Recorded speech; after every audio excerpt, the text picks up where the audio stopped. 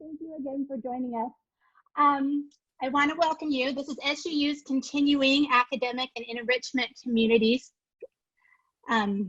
program, Community Reads program. We are broadcasting via Zoom and Facebook Live. So glad you could join us today. I am your host, Nicole Stout, and with me today is Elaine Vickers. Hello. Elaine, hello. Hello, Elaine, Nicole. How are you? Doing well. Elaine is an award-winning author of picture books, middle grade and young adult novels that aim to help readers of all ages find connection and belonging. She grew up in a small town in the Utah desert where she spent her time reading, playing basketball, and exploring. Several years and one PhD later, she found her way back to her hometown where she now spends her time writing, teaching college chemistry, and exploring with her husband and 3 kids. She is the author of Like Magic and Paper Chains, both published by HarperCollins. She will be discussing Like Magic today for our Community Reads, a book about 3 10-year-old girls and their struggles through a new school year, separation, and new siblings. Readers familiar with Salt Lake City, the setting for the book, will quickly notice several popular landmarks throughout the novel. We will be having a question and answer segment with the author at the end of the interview, so stay tuned for that. You can type your questions in our chat box. So please join me in welcoming Elaine Vickers. Elaine, I'm so happy that you could join us today. I'm happy too, and I'm processing your information that you just gave us because I know the governor was doing a press conference at 1:30, so I'm imagining that means everybody in the state is done with school. So I'm prepped, and right before it starts, my brother-in-law, who's a school teacher, sends me the text. Did you hear? And I was like, what? I was like in limbo. Oh, what am I doing? Where am I? my 3 kids are downstairs, and I don't know if they've heard or could guess from what we're saying right now what the news is, but they will have feelings about. I was like, is this for real? Oh, so anyway, well, let's put a pin in that and we'll come back to that. We can process it through the interview. All right. So tell us more about yourself. You said you grew up in a southern Utah town. Can you tell us what southern Utah town that was? It was Cedar City. So you grew up in Cedar City. I did grow up in Cedar City. I should have checked that bio more closely before I sent it to you, because that's the town we're talking about. I grew up in Cedar City. My grandparents lived near South Elementary, and so every day after school, I'd walk home to their house, and Cedar City is just thoroughly home for me. Oh, wow, that is really your hometown. So did you go to Cedar City High School? Is that where you went to school? I did, yeah. Yes. What year did you graduate? I'm asking. I graduated in '98. Okay, so then I went to Hurricane High School and I graduated in '99. So I wondered maybe we were like rivals somewhere in there. We must have been, yeah. Probably. So you said you had a PhD. Holy cow. Wow, that's amazing. So where did you get your PhD? At the University of Utah in chemistry, in organic chemistry. So wow. Yeah, it just means that you went to school for a long time and you didn't give up. It may or may not say anything about how smart you are, but I went to school for a long time. Hey, you tell me inorganic chemistry, PhD. Wow, that's awesome. Well, good job. So do you teach chemistry there at the college? Is that what you do at SUU? I do, yeah. I have sort of 2 responsibilities at SUU. I teach chemistry, and I'm also the director of the STEM Center. So we do a lot of K-12 outreach in STEM fields. So a lot of summer programs and field trips and just getting kids excited about STEM. Science, technology, engineering, math. Yeah. That sounds amazing. I've heard of that. I've heard of STEM. I've heard really smart people in STEM. I think I love to have my kids, and then I don't know, I have to like approach it a certain way. I think it sounds like a wonderful program. All right. So you so you said you have 3 kids, yes? And a husband. Yes. So busy life, it sounds like. So I was curious, your writing process, you write and oh goodness, PhD in chemistry, all that. How do you have time with the kids and the husband and just life in general? How do you find time to write? How do you do that?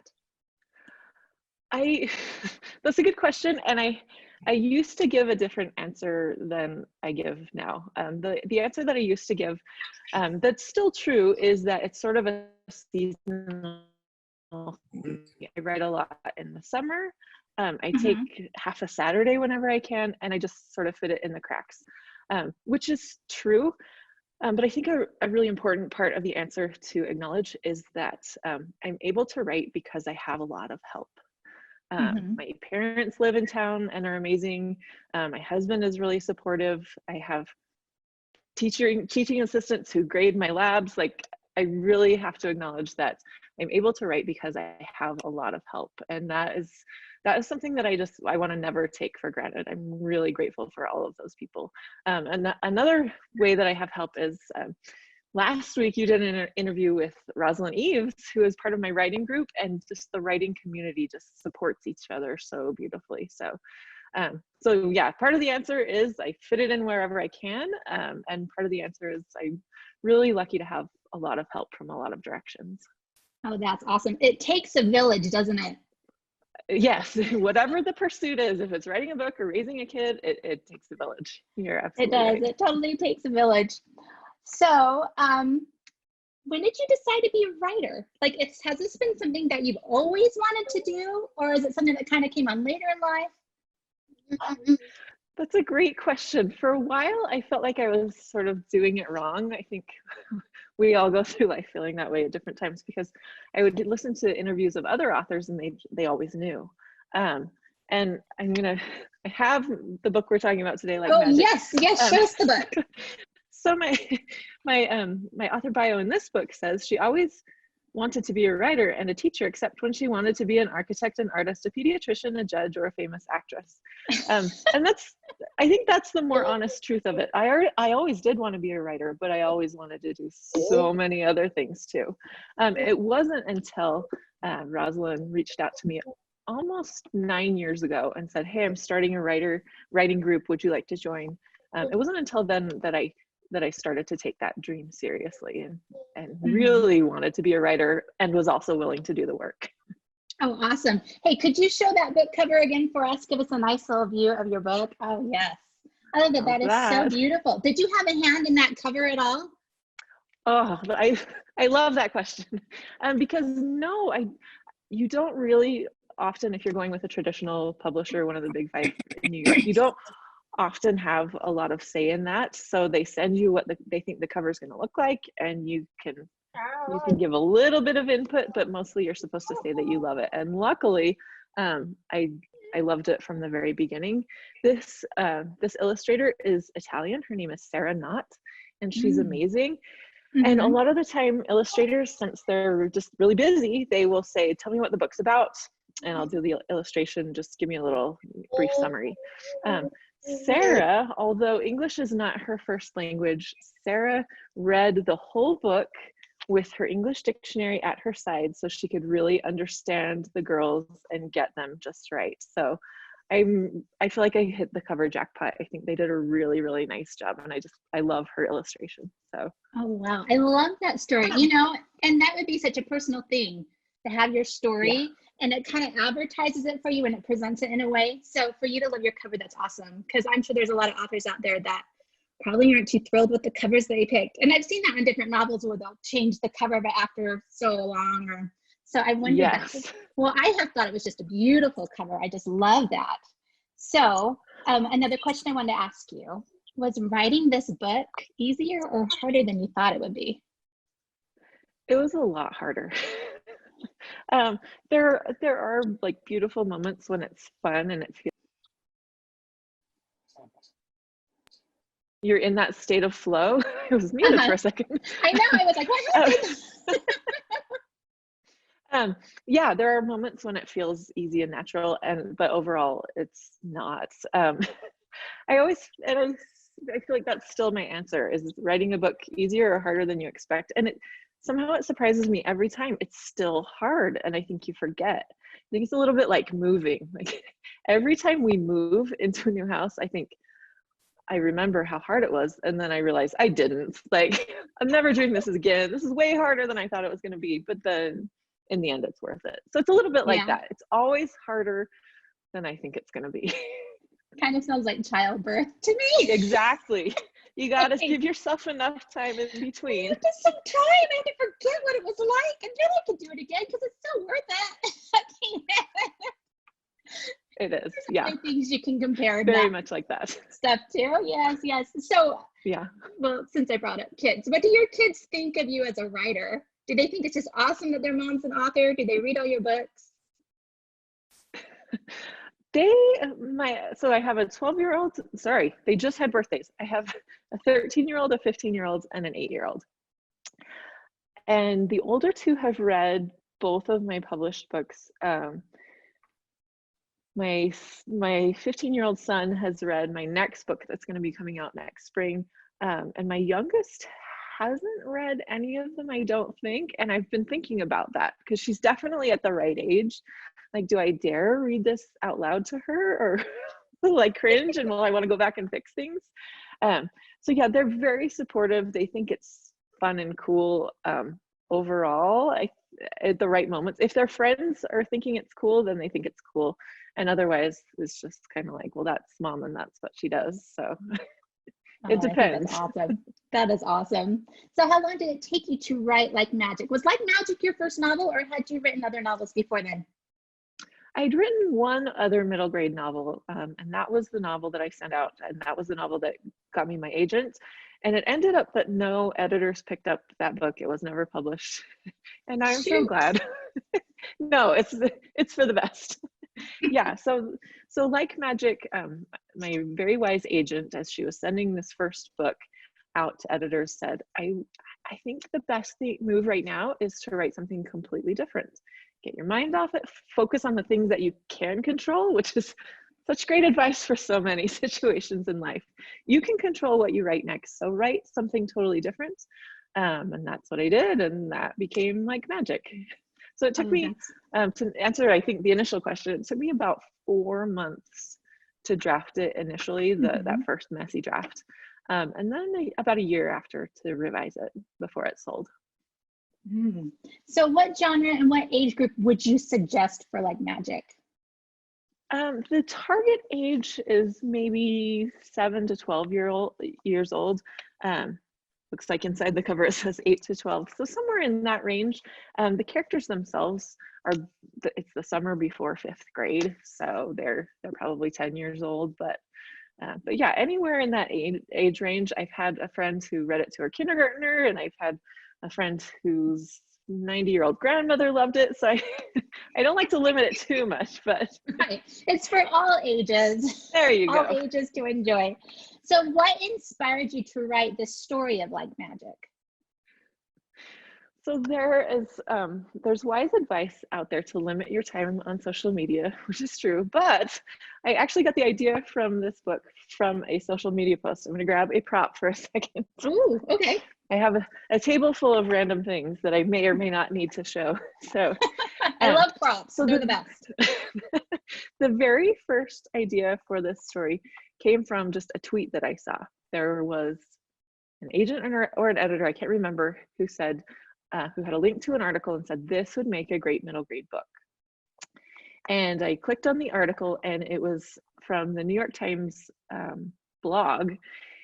And it was an article about how at the New York Public Library, they had, here comes my prop, they had an American Girl doll. Oh, I have a couple of those in my senior chest.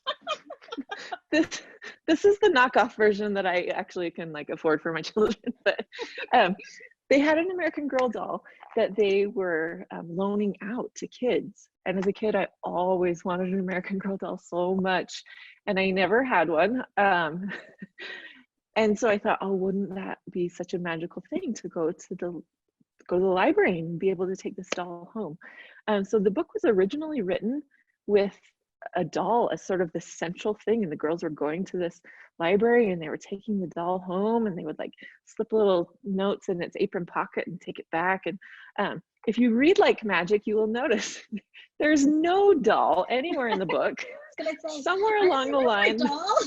Yeah, the doll got revised out and became, also have a prop for this, and became sort of a magical box that looks like a book, and you figure out how to unlock it and you leave the treasures in there. There was a wise editor that didn't end up buying the book, but that said, I love these characters, I love this story. What's up with the doll? And she was right. Like, the doll didn't need to be there, but all that I was on social media at that moment and clicked that link, and because that's where the idea of the story first came from. Oh, how cool. So I remember the American Girl doll craze. That was a thing. I remember. And I remember looking for those catalogs, and I would just dream. Yeah. I would read the stories. Oh, that takes me back. Do they even still have those? I don't even know. They absolutely do. Do they? Okay. And my you can't girls get rid of a good caught thing. The magic. Oh, okay. Maybe my girls missed that. That's great. Take out a small loan for those dolls. Okay. That's right. So in the book, like magic, the main characters are 10-year-old girls. There's Grace, Jada, and I'm going to say, is it Malia? Am I saying that right? Malia? Yeah. Malia, right. Each having their own struggles. They are very different from each other. What was your inspiration behind these three characters? And do you relate yourself to any of those three? Or any of them based off of real characters in your life? Yeah, so that's a great characters, question. People, you know. Yeah. So Grace, if we're looking at the cover, Grace is in the center here, with sort of the orange hair.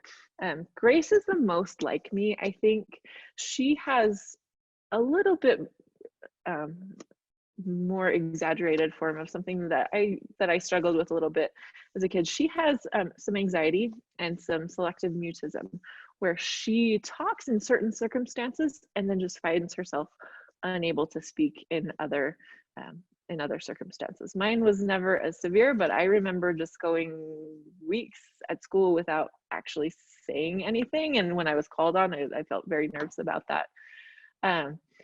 So I'm a little bit Grace. This is Malia right in the front with the flower in her hair. I don't know that my personality is a lot like Malia's, but my circumstances at one point were, when I was 11 years old, my mom was pregnant and spent about 6 weeks in the hospital. It was a high-risk pregnancy and didn't go quite as smoothly as we had hoped. And so that's kind of what is happening to Malia in the story. And she's kind of struggling with some very real fear that, is this going to turn out okay or not? So she's very much like me in that way. And also what they name her baby sister at the end of the book is the same thing that my baby sister was named. So oh, how cool. That's a cool tie-in. So she's a little like me in that way. And then Jada right here is very fierce and awesome. And so she's a little bit like who I aspire to be, I would say. She is a fun character. So on Jada, she's a minority, and I love that you tied this in, a minority moving in from New York City who has a single parent. She lives with her dad. So what brought that aspect into, because I mean, Utah's got to be the whitest state that there is, right? Or one of them. I guess I shouldn't claim that, but it feels like it's one of the whitest states. So that was neat to have that. So what brought that into the story for you, for Jada's character? Yeah, it does feel a little bit homogeneous sometimes in Utah. Yeah, that's a tricky situation, a tricky thing to talk about, because I do always want to write books that are sort of representative of the real world around us, which of course is not, even in Utah, not entirely white, which is a great thing. What a beautiful, lucky thing to have a diverse community. So I want that to represent that in my books. However, there's a tricky situation in that you don't want to feel like you're taking the mic from any underrepresented group. You don't want to feel like you're trying to tell their story for them. So there is sort of a balance there. For me, so far, what that's looked like is I want to represent, whether it's minority or LGBT or whatever the underrepresented group is. I want them populating in my world because I want them in my real, actual world that I live in. and I want to represent that as accurately as I can. But I'm never going to write the story of what it means to be a Black kid in America, because that's not my story to tell. I'm comfortable at this point, and we'll see how this evolves. I'm comfortable writing characters who have sort of diverse backgrounds, but I'm never going to try to tell the story of what it means to have that identity if it's not an identity that I have. So yeah, it's something that I'm always trying to learn more about, and grow in that way. And I don't know that I always get it right, but I try. Hey, I think you did a great job. I think it's important to write and add those aspects into novels, because that is the world. And those are some of my most favorite novels, is getting in there and kind of reading from someone else's point of view, something that I had no idea. You read through the point of view of someone from Vietnam that went through the Vietnam War. I mean, there's so many different ethnics and backgrounds and people out there. I feel like I'm just in this little bubble. I'm this little blonde white woman that lives in Spring, Utah, and I really don't know what's going on in the world. So I love having that, the aspects, adding those extra elements. That's so good. So going over to Malia, I have to say I totally related. Not that my mom was ever stuck in the hospital, but I had a brother. I don't remember that I did this, but my mom claims I dropped a shoe on his head when she brought him home from the hospital. He was just little. She claims I dropped a shoe on his head because, you know, he was usurping my authority, my position in the family. Right. Yeah. Sorry about that. So anyway, so my next question though is, what character do you relate to the most? Would you say then Grace is the one you related to the most in the story? Yeah, I think so. Overall, just who I feel like I am inside, maybe Grace the most. But I'm growing into a little bit more of a Jada, maybe. Oh, that's awesome. Getting a little more fierce. You know what? And maybe that's part of the writing process, is creating this person you want to become. And so you imagine her and put her in that role, and then you aspire to be like. I love that. Like that. So why did you choose the names of your characters? Susie's asking that. Why did you change the names? Pick the names, I should say, not change them. Pick the names that you picked for those three girls.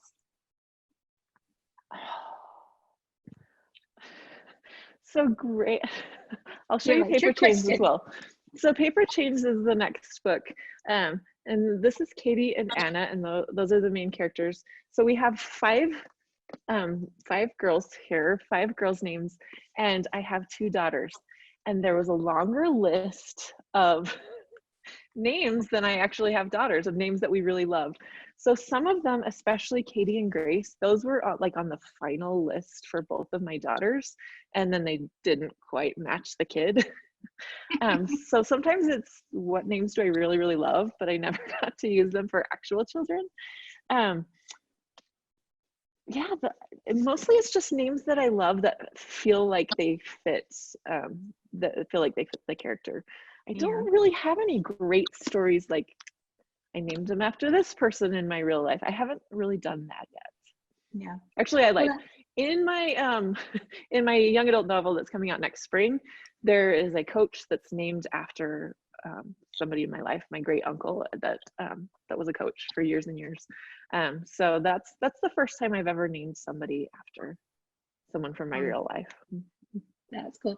You know, I can remember as a little girl always like kind of keeping a little name book of what I wanted to name, and I never realized that someday I was going to have to get those names past another adult, my husband, for a name. And that was like the hardest thing, is agreeing on a name. I mean, our poor kids came home baby boy stout, baby girl stout, because it took us forever to decide on those names. I mean, my mother-in-law even like offered to pay for us to go eat at Red Lobster if we just hurry and give our grandson a name. And then that really like motivated us to like come up with a name. It's a lot of pressure. It's pressure. Yes, I totally get lots of pressure.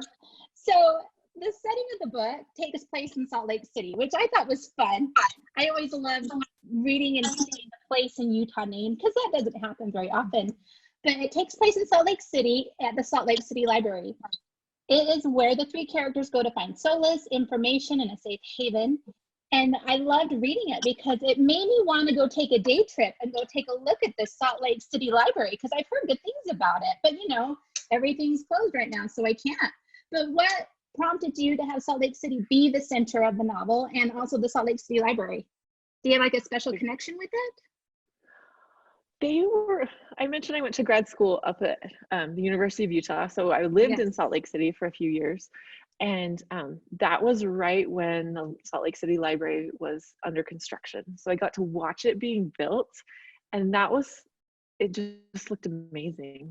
Like I could not wait to go inside. And then when it opened, I went there with my mom, and it just took your breath away. It's so beautiful. I'll show you one more picture. If you look inside Like Magic, the title page actually has a picture of each of the girls, and then you can see the library totally in the background. Yes. It is, right? So yeah, by the time I wrote the book, I had been back in Cedar City for a number of years, and I sort of missed Salt Lake, and I thought, what's a place that I can write about just authentically that I've actually been?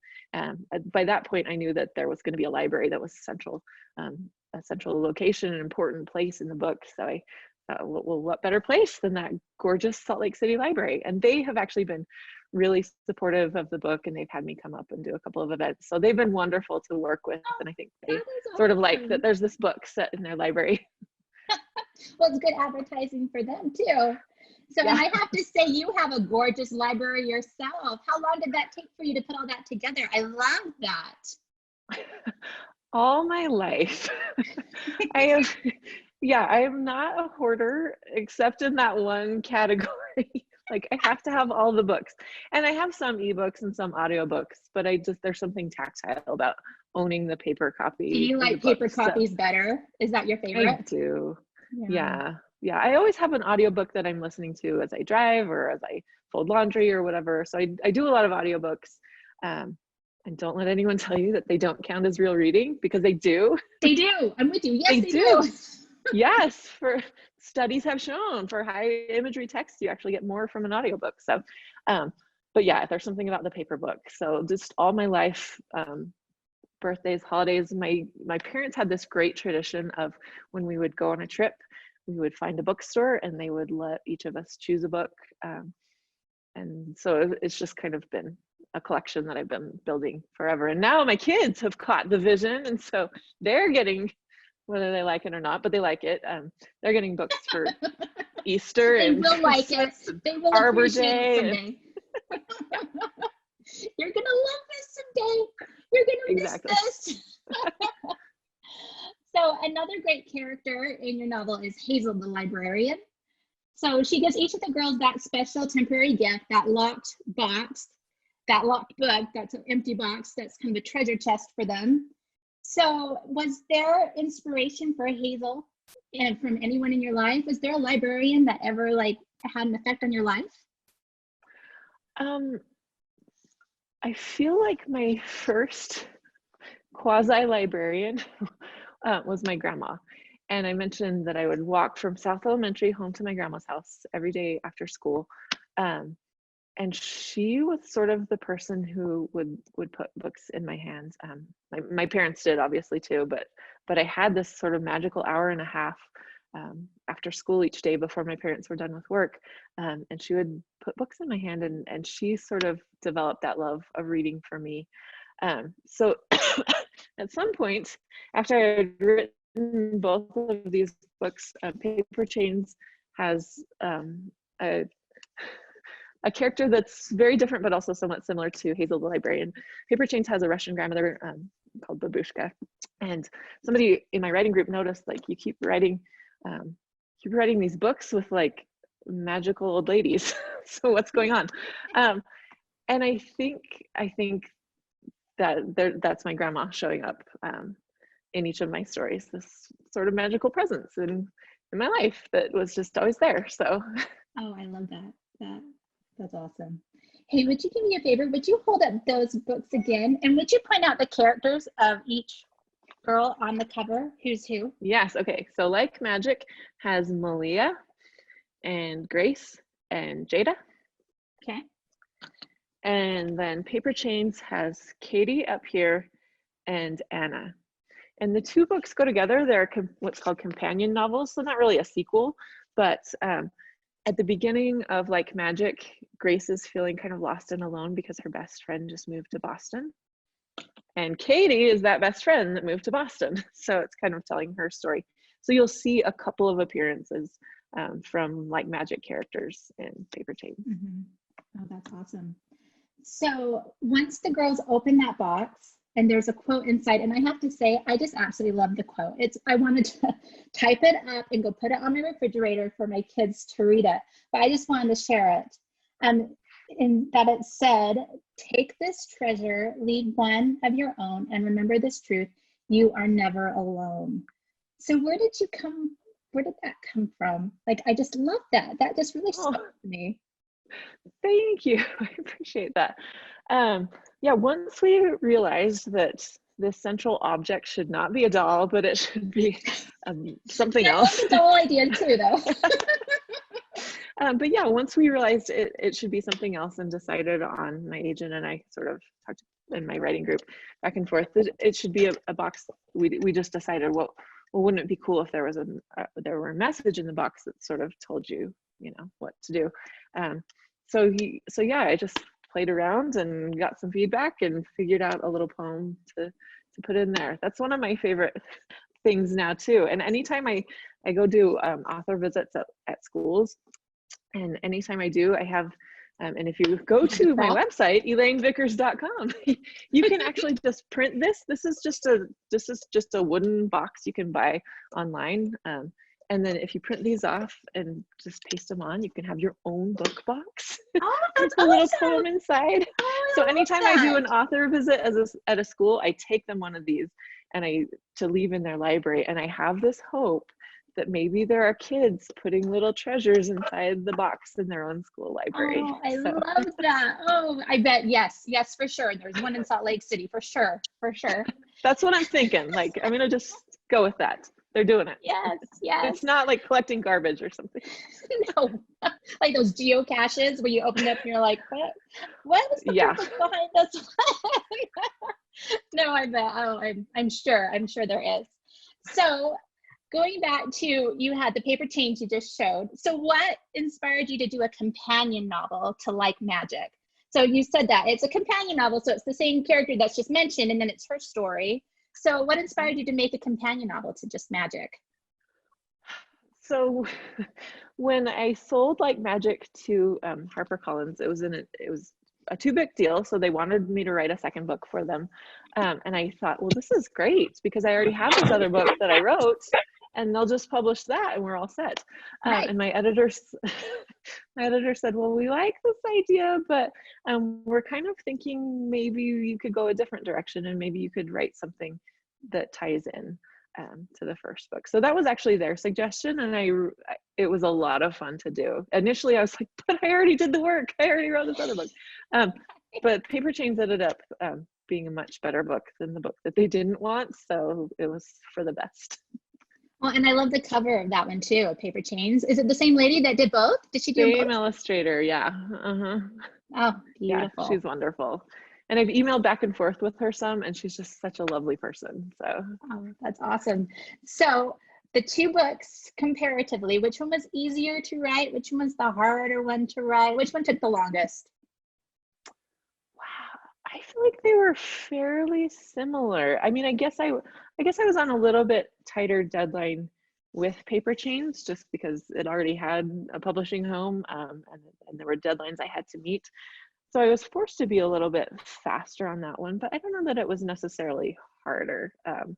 So they were actually pretty comparable, which I think I was hopeful that Paper Chains would happen faster. And I hope that every time. It's that whole, you forget about the moving and the childbirth. Like, you forget how hard it is. Every time I set out to write a book, I hope that maybe this time it'll be easier. And so far that has not been the case. I think this time it's going to be easier. I always think that on certain things. For sure, this time it's going to be easier, and then it never is.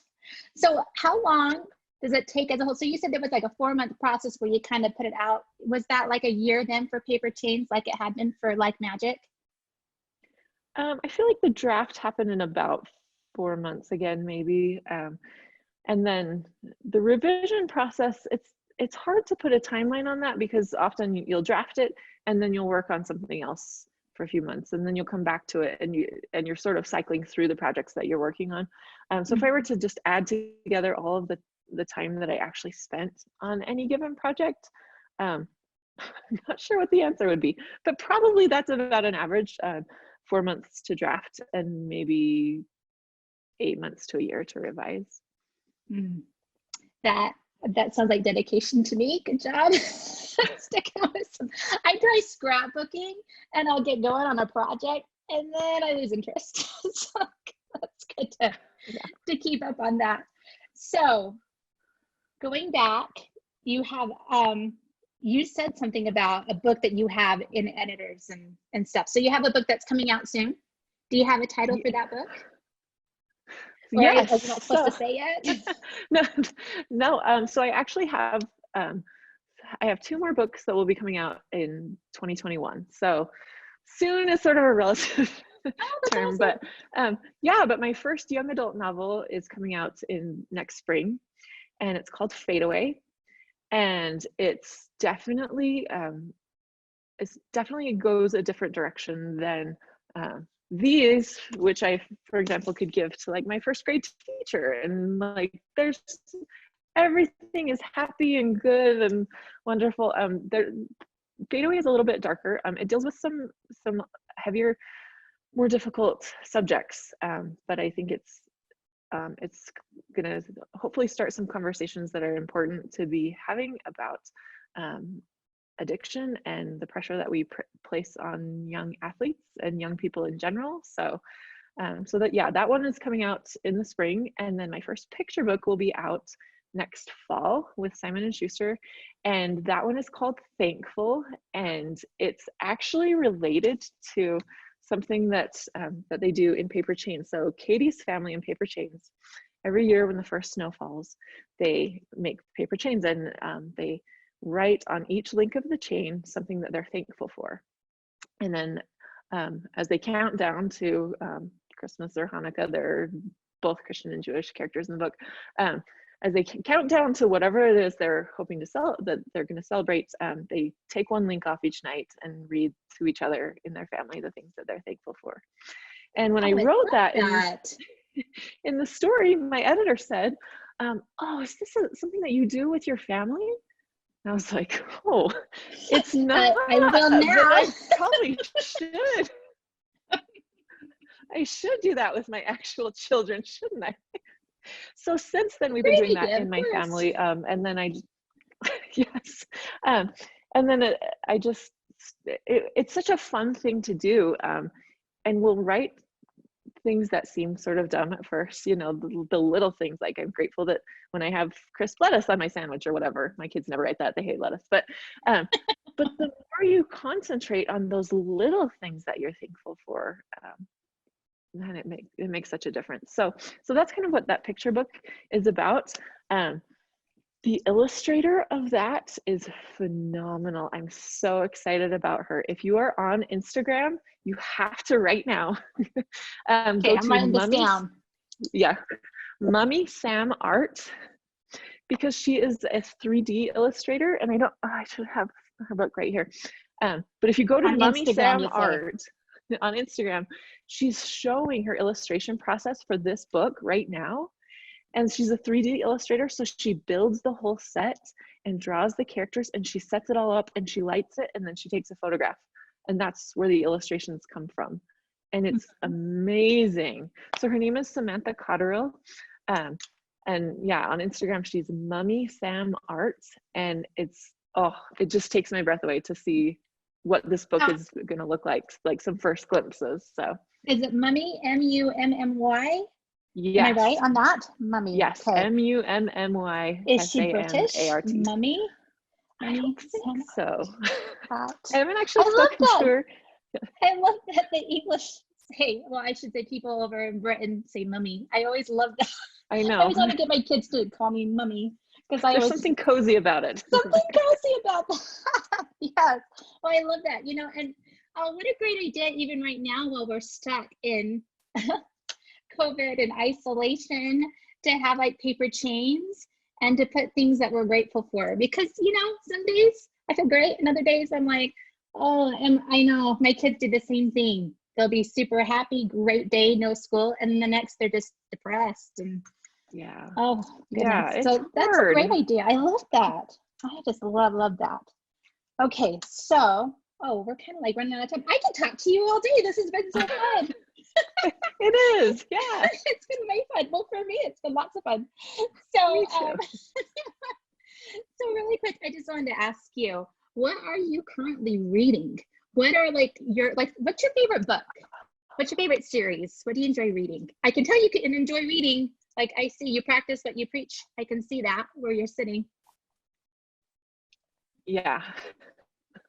Yeah, I usually aim to read about 100 books a year. That's the goal. Oh, I And love between audiobooks and ebooks, yeah, that's always the goal. And most of the time I get there. I'll show you a couple that I actually brought, like stacks of books. So what I'm reading right now with my youngest is Scary Stories for Young Foxes. It won a Newbery Honor this year, and it's spooky, and she loves spooky. Like, it's kind of dark, and she's just eating it up. Oh, I love that. So that's one that I'm reading on Audible right now. On the audiobook, I'm listening to Untamed by Glennon Doyle, and I'm really enjoying that. What else? I'm reading Field Guide to the North American Teenager on my Kindle, so I don't have a cover to show you on that one. But that was a great one. So yeah, I'm usually reading like 3 or 4 books at a time, but those are the ones that I'm currently reading. I can relate. So I have to ask you, there was one question I had that I was super curious from last week when I was interviewing Rosalind Eve. She did a shout out to you in your writing group. So I was super curious. So what is writing group? Is this something how long has it been around for? What exactly goes on in writing group? Like, what happens in writing group stays in writing group? Like, what is that like? Oh yeah. So yeah, she approached me like almost 9 years ago, and at the time, like, we were both beginners. We had no idea what we were doing. We had both just like sort of started trying to write a book. She's obviously an English professor, so she knew what she was doing more than I did. But yeah, so the two of us and another friend, Tasha Segmiller, started at that point. And we've lost a member early along, not one of those 3, but yeah, Rosalind and Tasha and I have been there all along. We picked up a couple of members. The main format that we follow is we meet every other week. We've been meeting on Zoom recently, but usually we meet in person at somebody's house, and we have sort of a soft deadline about 3 days before. And so you can send up to 15 pages of whatever you've been working on, and everybody will read it and make notes and give feedback.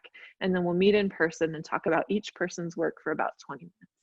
So that's the format that's worked for us.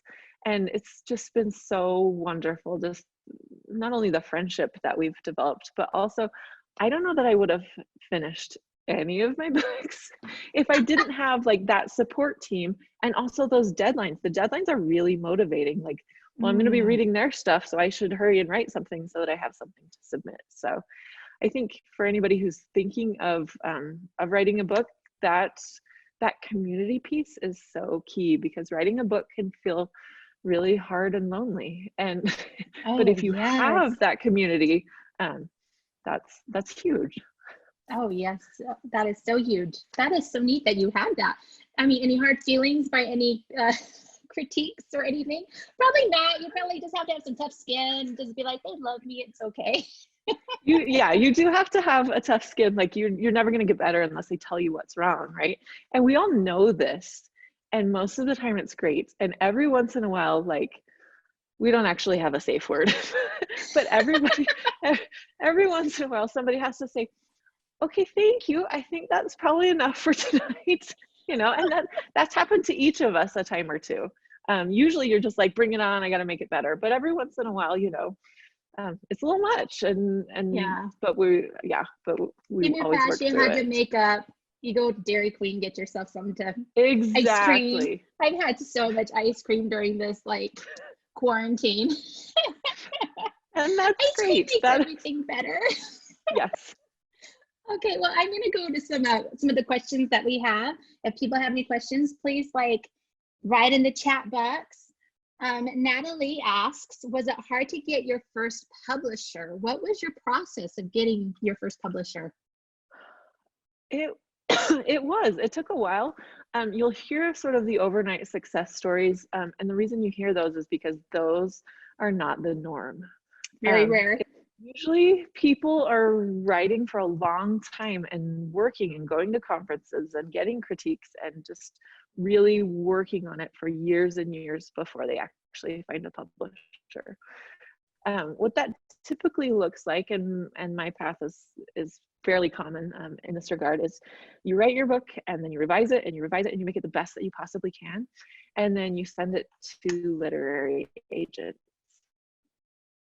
And it's the agents who will, hopefully one of them will fall in love with your work. They will offer to represent you. And then it's typically the agents who send the manuscripts to the publishers.